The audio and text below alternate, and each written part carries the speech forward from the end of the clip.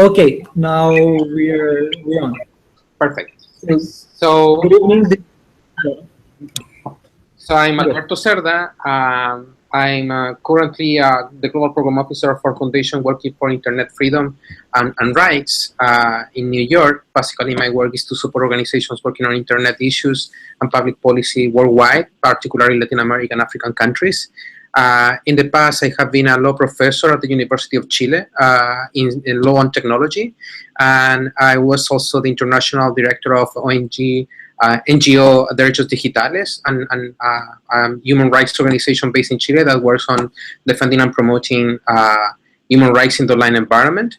And I just finished the writing of my doctoral dissertation on human rights and internet regulation in Latin America. And I have been invited to have a small talk with you about human rights and internet regulation and intellectual property. So let's go. Okay, thank you, Professor. It's a pleasure to have you here tonight. So let's start. Okay, we'll start with the first question. Well, it's possible to observe a growing trend regarding the debates and controversies of internet boundaries. And so the access to this media and its content cannot be analyzed separately from a human right, as you discussed in one of your texts, the one called Internet Freedom is Not Enough, towards an internet based on human rights. If you could talk a little bit about this issue, specifically in the case of the United States, and if you think that this country presents legal provisions capable of ensuring internet freedom and guaranteeing its use as a human right. Oh, it's a complex question with several stages of conversation. I will start by saying that to answer your question, we need to define what we do understand for human rights. Usually, when I think in human rights, I understand we are talking about a core of rights that a person has for the very fact of being a person. That's it. And that covers civil and political rights, but as well as cultural, economic, and social rights. In that sense, those rights are enforceable not only regarding to the government, but also against non-state actors, like, let's say, a mining company trying to get exploiting the Andean mountains or the forest in Amazonas, or IT service provider trying to collect illegally information about his users. So in that sense, with a broad scope of human rights, I will say that the U.S. has a very good standing regarding to the enforcement and the recognition and enforcement of civil and political rights regarding to the state. What does it mean? It means that if you are, for example, facing a challenge about privacy, and your privacy is being infringed by a government actor in the U.S., you may have a lot of legal remedies to overcome that situation. Now, the problems start with other rights, social, economical, and cultural rights, in part because the U.S. doesn't recognize those as human rights. It's one of the few countries that haven't endorsed the Convention on those rights, and in part because the U.S. Constitution that somehow could provide that protection does not provide that protection. You have to think that the U.S. Constitution was drafted more than 200 years ago when social, economic, and cultural rights were not even at the table.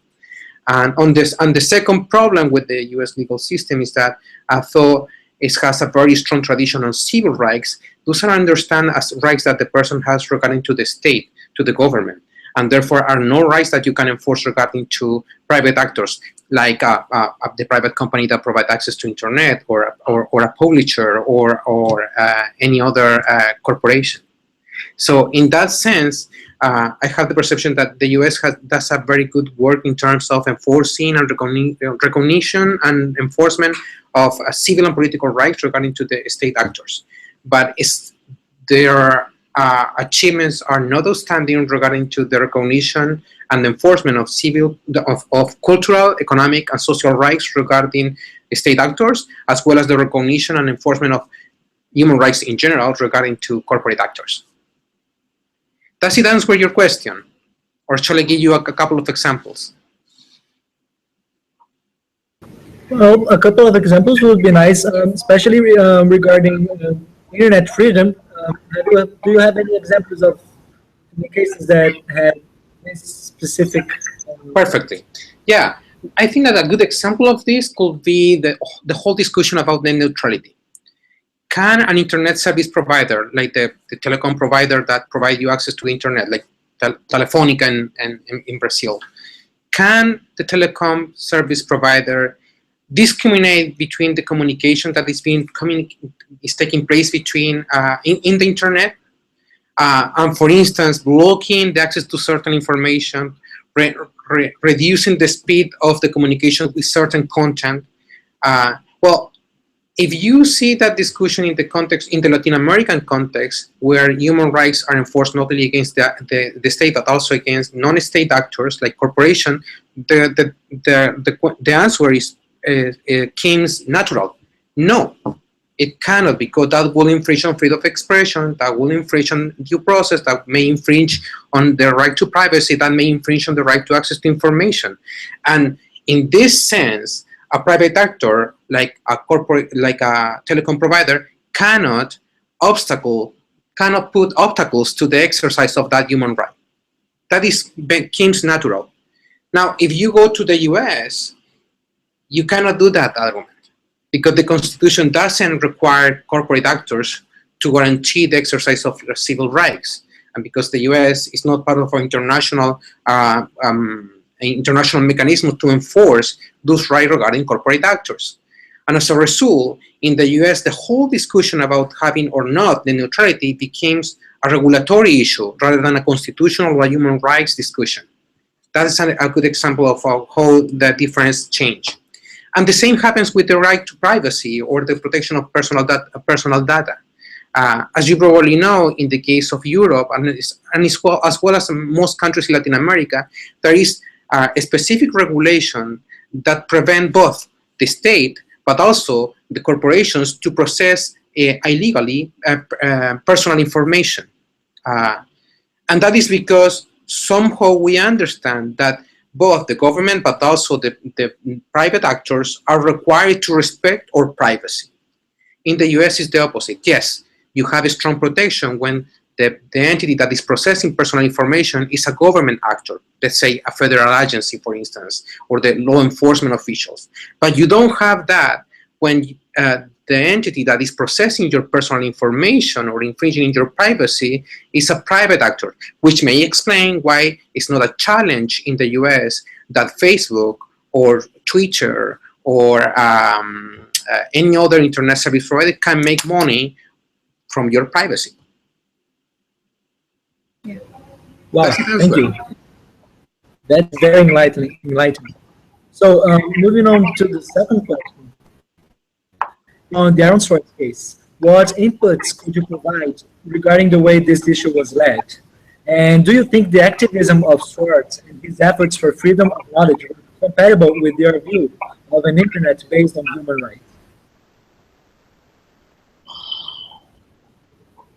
It's a very complex question, and I will try to highlight some issues that are relevant to understand this situation in particular. Okay.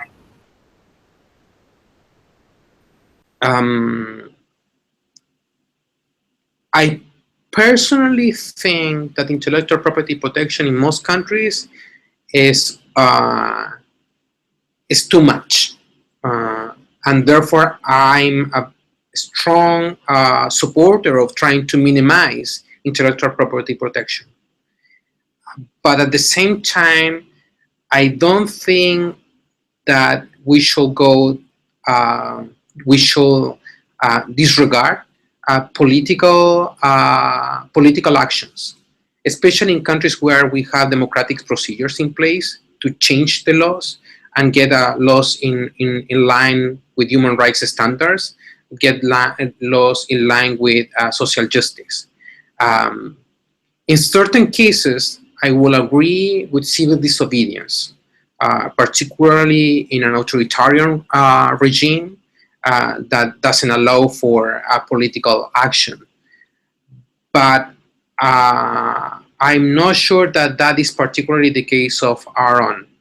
I do agree with the fact that he was fighting for access to knowledge. I may not agree necessarily with the way he did it, that is in part my own experience.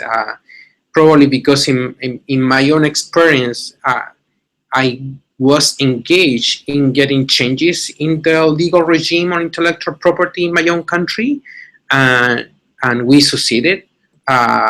And therefore, I do see opportunities for political action to the point that we don't need to engage in civil disobedience and criminal infringement. That's my opinion. So it was a very good.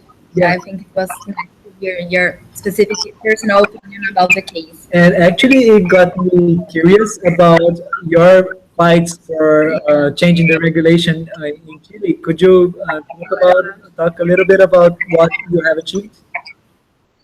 Yes, as you probably know, Chile signed a free trade agreement with the US in 2003. That free trade agreement requires Chile to update and upgrade its regulation on copyright issues. The first reaction of most people was, okay, this is just to make things worse. The organization I used to work with, Derechos Digitales, saw in this actually an opportunity. If we need to implement the free trade agreement into our domestic law, this is also the opportunity to implement changes that can be useful for people. Why not only implement the provisions that require protection for intellectual property owners, but also incorporate a discussion or make a discussion about how to provide access to knowledge to people. And this discussion was not only a discussion that took place within civil society, but also within the government. And as a result, in 2007, the government introduced a bill under discussion in the legislative. The discussion took for 4 years. But after 4 years, what we got was a regulation that is more in line with human rights standards, particularly regarding to the level of protection it's providing to copyright owners, but mainly on how the regulation also include enough copyright limitation and exceptions that allow for access to knowledge to people. So, for instance, a lot of the countries were discussing a couple of years ago about having an internet, having an international treaty to assure access to copyrighted material to people with disabilities. Those provisions were in place in Chile in 2010 because we saw that as a problem, and we incorporated the specific provisions in order to assure the access to copyrighted content to people with disabilities. So in a lot of countries, there has been a huge discussion about copyright exceptions allowing libraries to actually provide access to copyrighted content to their populations and their customers. We got a series of copyright exceptions in the 2010 copyright reform in Chile that allows that most libraries today work in perfect legality and without additional costs for the public. That's very good experience and very connected to the case. It's inspiring. Yeah, I really like it. And our idea, continuing about the role of the private sector, you also talk a little about this in your text. So we'd like to ask you, do you consider that it's possible to harmonize intellectual property rights, copyright, and freedom of knowledge? And again, in the case of Aaron Swartz, do you think that the private sector and its protection by the government overlapped the right for free access to information and led to a disproportionate reaction to Aaron's invasion of the star system? Mm-hmm. Okay, so from my previous answer, you can see that I have a clear perception about this. I think it is possible to harmonize intellectual property protection with freedom of knowledge. However, I have to make some precisions. And particularly regarding to the case of our own and how it will unfold in a country like Brazil or most countries that are in the stage of developing countries. Generally speaking, most developing countries provide extremely strong criminal protection to the infringement of intellectual property. Let me give you a couple of examples. Countries like Peru or Colombia, for instance, you can risk 4 to 8 years of imprisoning for a copyright infringement. In some cases, the punishment for copyright infringement could be even higher than for rape or for homicide, which is outrageous. In developed countries, for most cases finish with merely a fine, monetary damages, or a compensation. People do not spend time in jail for copyright infringement.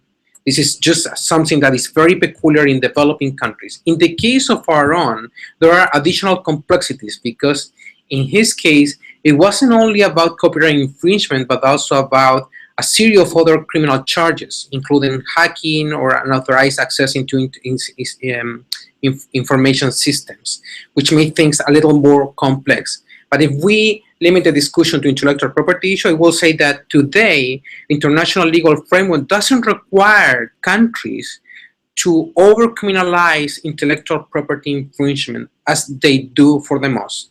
And this is the case from Argentina, Colombia, and Peru, but it's also the case in Brazil.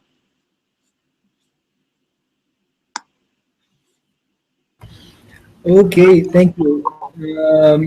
And is it also in the United States in the same level as in these Latin American countries you have mentioned? Or is the law in the United States softer for copyright infringements? Oh yeah, absolutely, absolutely. Then if you ask me for the number of cases, I will say that year after year, you may find maybe 50 people being condemned in the US for copyright infringement. In a country like Chile, you may find 2,000 people per year. In a country like Mexico, around between 400 and 800 people being condemned for a copyright infringement. So the numbers are higher than the people being condemned. In the US, usually I will say that in 90% of the cases, the punishment is actually a fine. Just a little money that you have to pay for your infringement. In most cases in Latin American countries, it's not only the fine, but also imprisoning. And in some cases, the deprivation of political and civil rights. So it's by far much stronger the criminal protection that intellectual property receive in our countries than in the US. Okay. I do, yeah, I we thought are pretty surprised here. yeah, We had no idea about that. And wow, Yes. it's very interesting. So you gave us some examples of how it goes in Latin America and in Europe. And well, you've told us the bad examples, right? And do you have a good example? In which country which country has the most advanced legislation on the public access to information, and considering this public access a human right? Is the other countries that consider the public access to information a human right the same countries that have soft laws for copyright infringement? Okay, so I may need to do a couple of precisions first. First, I do think that access to knowledge is not only an issue of copyright matters. There are a series of other public policies that can be adopted in order to provide access to knowledge, like allowing for the functioning of public libraries, subsidizing cultural initiatives, among others. Copyright is just one of them, but it certainly is an important one. In that sense, I will say that international law in general provides a lot of room to countries for granting access to knowledge in their copyright regulations. I tend to believe that countries in general do not take full advantage of that. So let me give you a couple of examples. So for instance, countries like Colombia require public libraries to pay royalties to lend books. Like it's outrageous. In the Chile, we don't do that. Public libraries buy a copy of a legitimate payment associated. In the US, if you are in a restaurant, it's a small restaurant, you can watch TV, listen to radio, and the owner of that little restaurant is not paying fees for turning on the radio or the TV. In Brazil, just like in Chile and Colombia, businesses, small businesses, are required to pay royalties to copyright owners for turning on the TV or the radio station. Are you crazy? Like, I don't see why developing countries particularly do not take full advantages of flexibilities available in international law, and that developed countries do take advantage of them. I think that to some extent, some countries have made some progresses. I particularly like the case of Costa Rica. Costa Rica make a very thoughtful decision regarding to the criminalization of online infringement, reduce the scope of criminal enforcement of copyright infringement, at the same time provide for a series of copyright exceptions that allow for access to knowledge, and therefore everybody can participate somehow of the progresses of the science and technology and the culture. I think that Chile did a significant progress in this later matter too during the recent copyright reform. I believe that at least the draft of the copyright reform that the Brazilian government produced was a significant improvement regarding to the current state of affairs in Brazil. I think that somehow you can find little examples here and there that can provide you some taste of implementing copyright regulation in domestic law in compliance with human rights standards that will allow for more access to knowledge and for more realization of international human rights. Okay, so there's hope. Yeah. Oh, certainly. So to our last question, we were thinking about talking a little more regarding the international system, and if there is any multilateral treaty regarding this subject, if any country has taken initiative, or I don't know, regional system. Yeah, on that. So, international law. Perfect. So, in what stage opportunities for this subject to develop? Yes. Okay. So, the question is, is there any international law piece that somehow is assuring access to knowledge? And my answer will be yes. There are a couple of pieces. First, to start, every single international instrument that recognize the protection of authors' rights, like the Universal Declaration or the International Covenant on this point, does it through two clauses. Usually, the first one is authors should have recognition of the rights on their production, and immediately after that, there is also recognition that people should have access to content in order to realize and have access to the progress of science, culture, and technology. So therefore, in international human rights, usually when there is recognition of authors' rights, at the same time there is recognition of the needs to meet the expectation of access to knowledge or access to relevant information for people. Then, if we move on from international human rights to international intellectual property regulation, you may find at least two instruments that provide some mechanisms for trying to provide access to knowledge. The first one I do not like particularly, but the first one is the Vienna Convention on the Protection of Authors' Rights. In 1971, there was a modification on that convention that included appendix. And that appendix in particular provides for provisions that allow developing countries to provide a broader access to material, to copyrighted material, than the room that developed countries have. The experience is, however, that the Vienna Convention appendix is so complicated, so bureaucratic, that in practice, little to no countries taking advantage of the mechanism provided by the appendix to provide broader access to copyrighted material. The second instrument that somehow is advancing on that regard is the recent Marrakesh Convention.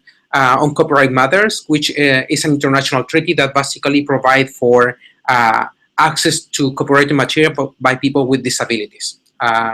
This is a convention in which Latin American countries were particularly vocal to advance at the international level and was adopted a couple of years ago. Several Latin American countries already have implemented it into their domestic law. And in fact, there are already a couple of initiatives in Latin America that allows libraries that provide access to people with disabilities, like people that, for instance, people with visual disabilities, to access material from one country to another without limitations. So there are a couple of pieces of international law, international intellectual property law, and international human rights law that are trying to put together the idea of not only provide protection to authors' rights, but also to provide access to people to copyrighted material. Okay, thank you.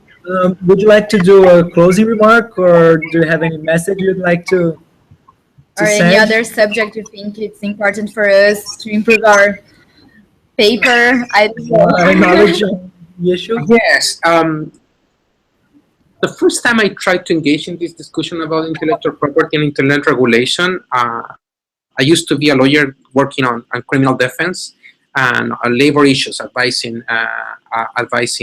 trade unions. And the reaction of some of my colleagues was, Alberto, what are you doing? What are you dealing with that? Those are rich kids' problems. Those are not problems for people. However, as time passed, I have realized that these are actually problems of people.